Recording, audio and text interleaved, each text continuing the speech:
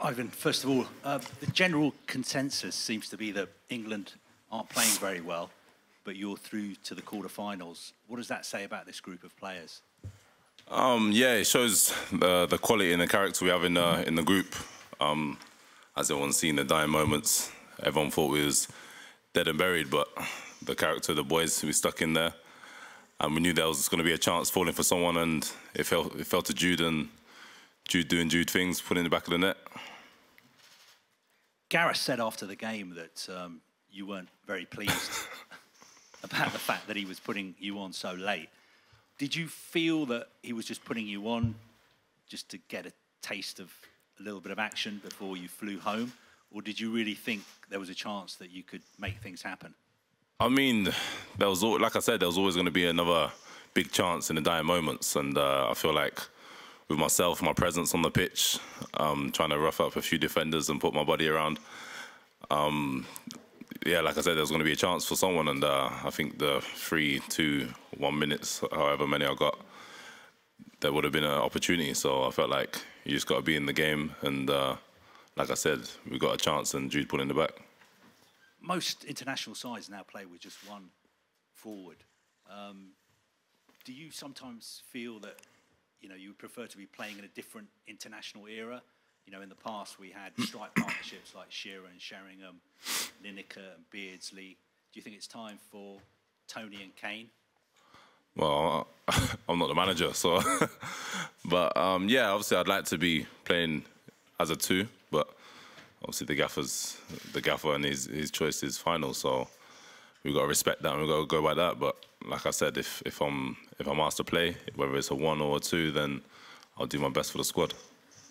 Alex. Hi, Ivan. After Gareth Southgate said you had the hump with him for bringing him on, he said you made up, so how did you make up? By winning.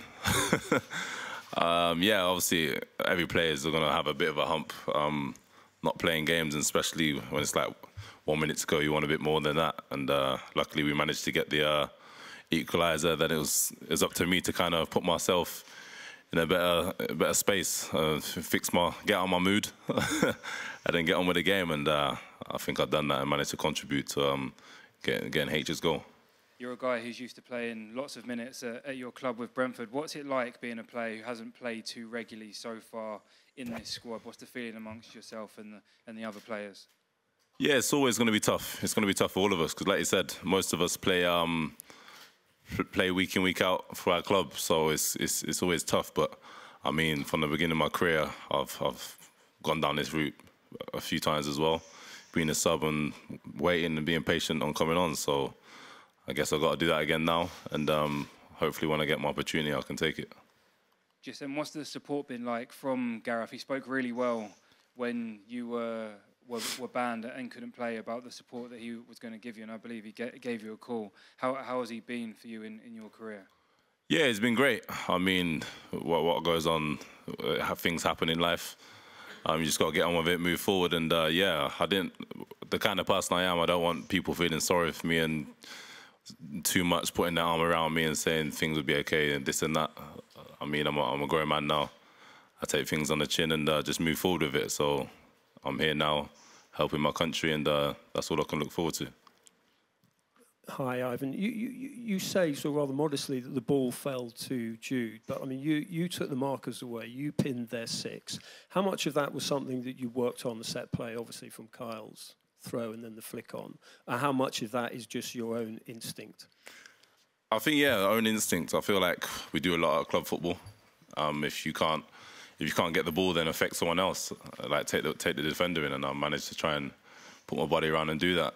I feel like I dragged the defender away. Then, obviously, taking the credit away from Jude, he's got a lot to do there and put the ball in the back of the net. But yeah, I think, like I said, create space for others. A run is not a wasted run, even if you don't get the ball. Your penalty record is remarkable, 13 out of 32. How much of that is technique and practice, and how much of that is just nerves? Yeah, personally, a lot on me. I like to practice all the time and try and just keep hitting the back of the net with penalties. So that's what I try and do in training, and yeah, just stay on top of it, really. Okay, fine. Hi, Ivan. Nice to see you again. Okay. When we spoke after the game the other day, you you were very humble about your part in both of those goals. When you stepped on, I know you were in a mood with Gareth when you first get on. How did you get out of that immediately? Well, at Club there's a guy called Michael Caulfield. He's always talking about controlling your emotions. And I feel like in that moment, it was time to control your emotions.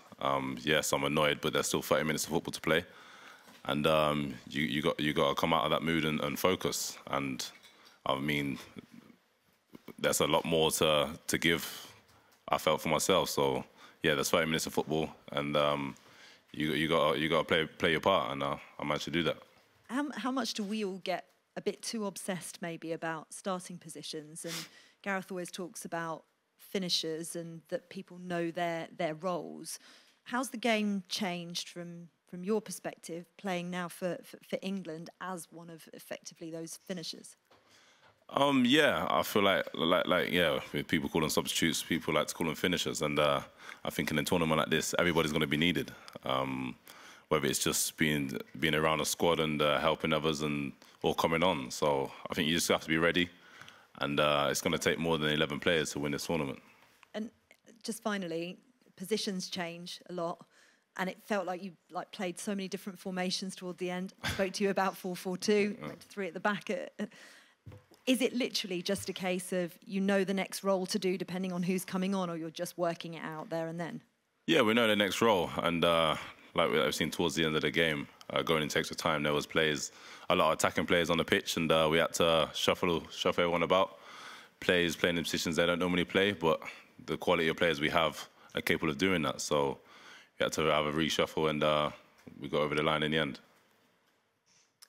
Hi, Miguel Aqueso for the Swiss TV.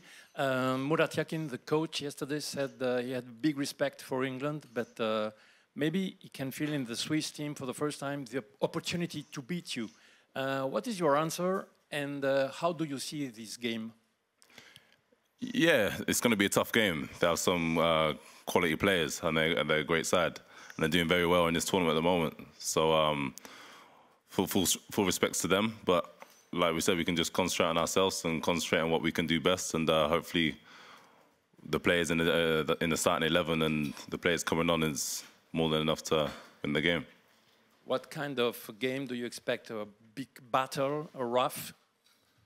Yeah, every game's going to be a battle, and like I said, they have quality players, so we just have to be up to the test and ready to work hard and be in for a fight, which I know the Swiss will put up.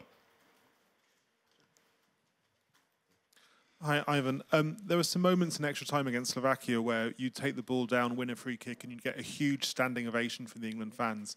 How aware were you of the atmosphere at that point? Yeah, it's a lot of relief. Slowing the game down when you're in front, it's just kind of like game management. I brought my qualities into play. Obviously, hold the ball up and get us up the pitch. So, like I said, everybody's got a part to play. Whether it's 1 minute or 30 minutes, you have to be ready to do that. And how much did you and the lads sense that all the England fans were behind you at that point in the game? Yeah, well, you heard the noise. The atmosphere was top, and I think they played their part in getting us over the line. And finally, have the dramatic circumstances of the Slovakia win, has that changed the mood in the camp over the last few days? A little bit, but it's still, we take game at a time. The mood's obviously still high. It's always been high. Everybody's full of confidence, and hopefully we can take the momentum into the next game.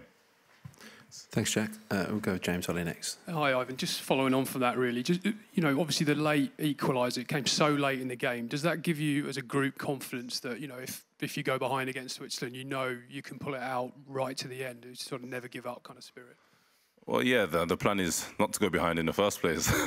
But if we do, then yeah, I think the character the boys have shown throughout their career, let alone this tournament, that we've all been there before and we know what it takes to come out of that. So we just got to keep going for 90+ minutes, and hopefully we can pull it off.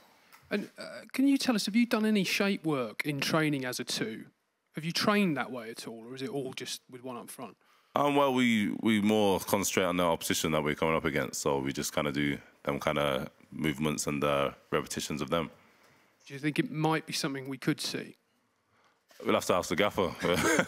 I'm not the manager here, so. And just finally for me, it's a difficult topic, this one, but the 3 England players who missed penalties in the last Euros final were racially abused, and that is something that you've had to deal with in Brentford. Would it put you off taking a penalty if the time came? I'm a confident person. If I score, I score. If I miss, I miss. I mean, we have to step up, and you have to have the courage to take a penalty. So what would be. But yeah, for those that racially abuse a player for missing a penalty or doing something wrong, then more fool them. Where do you find that confidence to be able to shut that out? I think it's within the people around you, and I think the manager puts the trust into you. So it's kind of everyone around you, really. Thank you. Thanks, James. We'll start walking towards the back there, and then to. Hi, Evan. I know your game time has been limited, but do you feel like as a player you've grown just by being around the camp at a major tournament like this? Yeah, for sure. The quality in the team and on the bench is frightening. And yeah, this standard of football is where I do see myself. So it's improved me as a player and as a person also. Can you learn things within training at international level that you can with at club level as well? Yeah, every day I'm trying to learn new things, you know. And with players like this, everyone's trying to help each other. And it's like right now I'm not playing games, so it's giving me that extra bit of hunger to take my opportunity when the chance comes. Another player who's making his tournament debut, Kobbie Mainoo, has impressed. What has he been like around the camp and around training? Is it impressive that one so young can look so at home already in the England team? Yeah, I mean, everybody knows his qualities, and for his club football, he's played a massive part of this season. And yeah, he just carries himself so well. On the pitch, everyone he sees, he does not one bit look out of place, and he has a bright future ahead of him. Thanks. Finish with 2 at the back. Dan Rowe and then Jerry Lawton. Cheers, Andy. Hi, Ivan. Do you think England deserve a little bit more credit and respect for how they've played at this tournament? There's been criticism. For example, the manager got a bit of booing after the Slovenia goalless draw, cups thrown at him. And yet here you are, you're 2 wins away from a first ever final in a major tournament overseas. So do you think they've been a bit harshly treated? Because I guess there's a sort of expectation that surrounds this team now. Is that the issue? Yeah, that's always going to be expectation. And there's a lot of people that's always going to have their opinion, and they're entitled to it. But I mean, if we win 2-0, people will say we should have won 3-0, 4-0, and that's always the case. But like you said, we're 2 games away from a major final, and yeah, we just got to do what we can do, and hopefully it'll be enough. And when you've come so close as you were to being knocked out and going home, and have had this reprieve, I mean, this incredible comeback, does it give you even more determination and resolve to take advantage of what those circumstances and see it through now?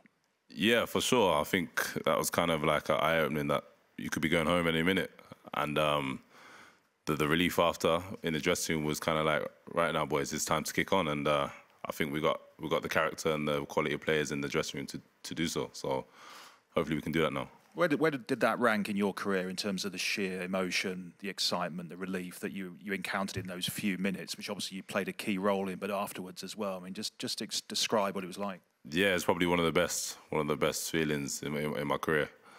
Obviously, it's my first major tournament.